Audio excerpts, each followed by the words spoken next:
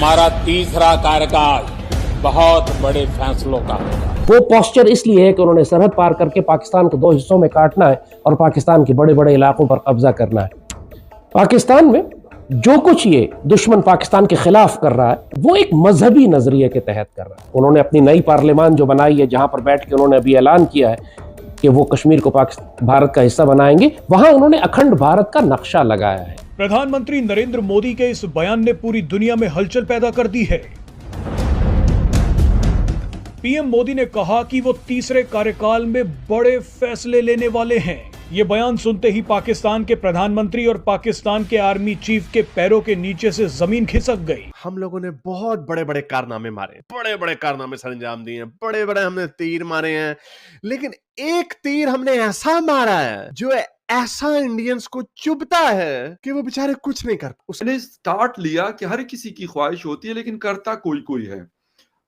मोदी साहब आप लोगों के प्राइम मिनिस्टर है, दुनिया उनके बारे में क्या कहती है, पाकिस्तानी उनके बारे में क्या कहते हैं, मेरे ख्याल उनका कोई कंसर्न नहीं है इस बात से। प्रधानमंत्री जी की सबसे खास बात है कि वो इतने तपे हुए हैं ना, उनको इतना ज्यादा तपाया गया है कि वो अब उनको वरदान है, जिसे हम कहते हैं वो जो कहते हैं वाकई में हो जाता है। अब सूरत हाल यहां पहुंच चुकी है कि पाकिस्तानी कौम मुकम्मल तौर पर इस खतरे से गाफिल है। पाकिस्तान में जब किसी को यह बताओ कि भारत जंगी तैयारियां कर रहा है, तंज और मजाक उड़ाया जाता है। ये बांदर किला खेलने वाले, इनकी कोई वैल्यू नहीं है, ये पहले नीचे हैं। इसी सोच ने पाकिस्तान के पैरों पे जो बेड़ियां डाली, जिसका खमियाजा पाकिस्तान आज उठा रहे फैसलों का होगा।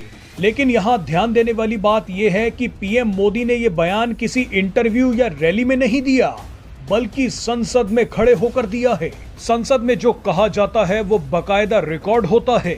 संसद में कही गई बात से पलटना आसान नहीं है। ऐसे में पीएम मोदी के इसी कॉन्फिडेंस ने अचानक पाकिस्तान को हिलाकर रख दिया है। पहले वो कानूनी तौर पर और आईनी तौर पर जरूरियात पूरी करते हैं और उसके बाद आगे बढ़कर फौजी कार्रवाई के जरिए उस इलाके पर कब्जा कर लेते हैं। यही सब कुछ उन्होंने आर्टिकल 370 को वायलेट करने के बाद किया था और अब यही सारी कार्रवाई वो आजाद कश्मीर और गिलगित बल्तिस्तान पर कब्जे के लिए डाल चुके हैं। कार्रवाई मुकम्मल है, कानूनी और आईनी तौर पर उनके पास अब जवाब आ चुका है।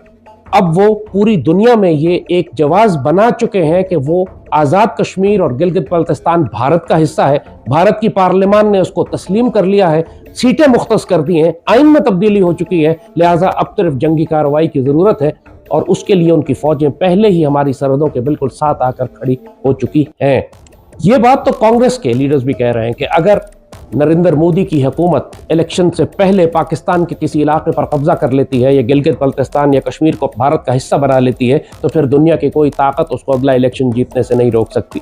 और ये बात बहुत अच्छी तरह नरेंद्र मोदी को भी मालूम है कि इस वक्त जो पूरे भारत के अंदर अगर कहीं पे उसको मज़ाहमत का सामना भी है तो वो दम तोड़ जाएगी अगर ये पाकिस्तान के खिलाफ एक बड़ी जंगी कार्रवाई करके कोई कामयाबी हासिल कर लें।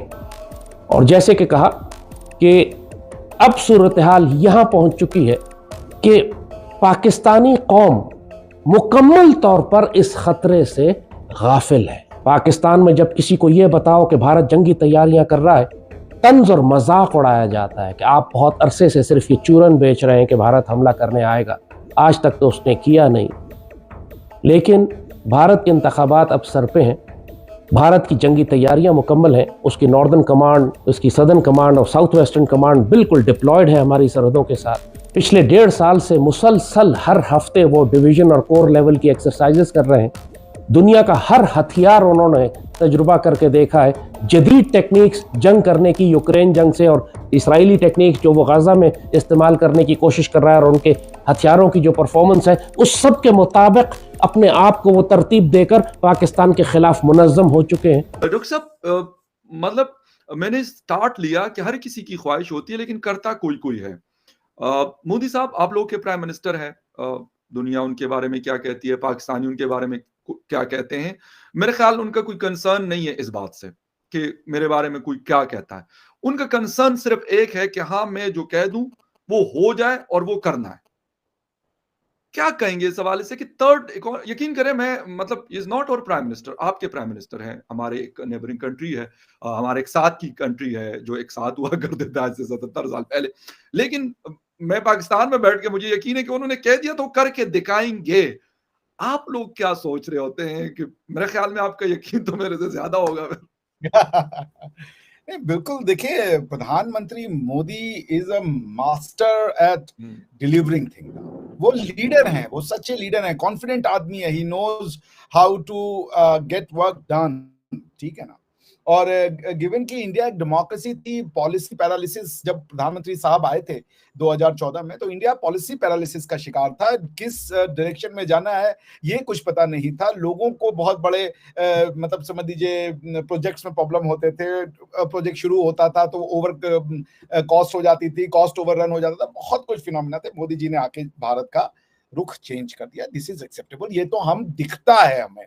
फकर भाई, आई कैन सी दैट। मैं बनारस से आता हूँ, वाराणसी से, और वाराणसी में जो प्रधानमंत्री मोदी, चूंकि वहीं के सांसद है, उनकी कॉन्स्टिट्यूएंसी वहीं है, तो वो जो है उन्होंने बनारस का जो कायाकल्प किया है वो तो मैं सोच नहीं सकता था अपने जन्म में कि ऐसा बनारस मैं देखूंगा। तो मैं दूसरों की बात क्या कहूं, मैं तो आंखों देखी कह रहा हूं, ठीक है ना। प्रधानमंत्री जी की सबसे खास बात है कि वो इतने तपे हुए हैं ना, उनको इतना ज्यादा तपाया गया है कि वो अब उनको वरदान है, जिसे हम कहते हैं, वो जो कहते हैं वाकई में हो जाता है। अगर मैं तो एटलीस्ट अपनी बात कर सकता हूं कि अगर मोदी जी ने कह दिया 370 आएंगी और 400 का एनडीए का आएगा, तो मैं तो निश्चिंत हूं कि बस आएंगी। हालांकि मैंने आज तक वोट नहीं कास्ट किया, मैं हमेशा बाहर ही रहा, तो मेरा कभी वोटर आईडी नहीं बन पाया, इंडिया में रहा ही नहीं कभी। तो इस बार कोशिश करूंगा कि बन जाए और मैं भी जाके वोट डाला। तो बॉटम लाइन ये कि यस, उनका जो इकोनॉमिक्स का भी उन्होंने बताया, जो इकोनॉमिक प्लान है कि जो थर्ड नंबर पे वो अपने end of the third term पे लेके आ जाएंगे। और देखिए ऐसा क्यों है, देखिए इकोनॉमिक्स होता है ना कि जब लोगों को अपने धरती पे विश्वास हो जाए तो लोग काम करके ना पैसा कमा करके और बिजनेस क्रिएट करते हैं। Wealth creation, economy is the name of wealth creation. Wealth कैसे क्रिएट की जाए, वेल्थ का कोई फॉर्म नहीं है।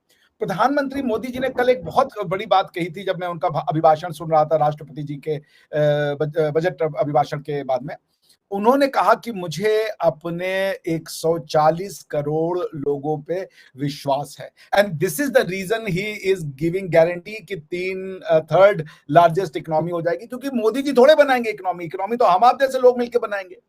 देखिए एक मानसिकता ये बना देना, एमए किया है, बीए किया है और नौकरी नहीं है, डिग्री ले लिया है। अरे तो काहे ली डिग्री भैया, जब नौकरी नहीं थी तो ऐसी डिग्री लेके क्या कर लोगे तुम?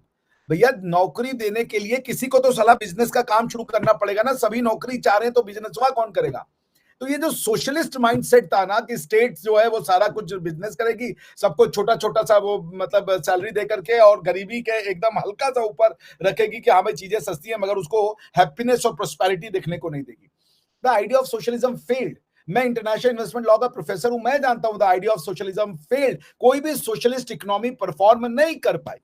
अल्टीमेटली इंडिया को भी सोशलिज्म से जान छुड़ानी पड़ी, ठीक है ना। सो बॉटम लाइन में क्या कह रहा था कि मोदी जी ने लोगों के ऊपर भरोसा दिखाया है। भारत के लोग ही जो है ना वो बिजनेस करेंगे, भारत की लोग ही, चाहे वो स्मॉल एंटरप्राइज हो, मीडियम एंटरप्राइज हो, ये लोग काम करेंगे और भारत के वेल्थ क्रिएशन को जोड़ेंगे, भारत में प्रोस्पेरिटी को बढ़ाएंगे। भाई इंटरनल ग्रोथ से इंडिया जा रहा है ना, कोई एक्सटर्नल ग्रोथ से तो जा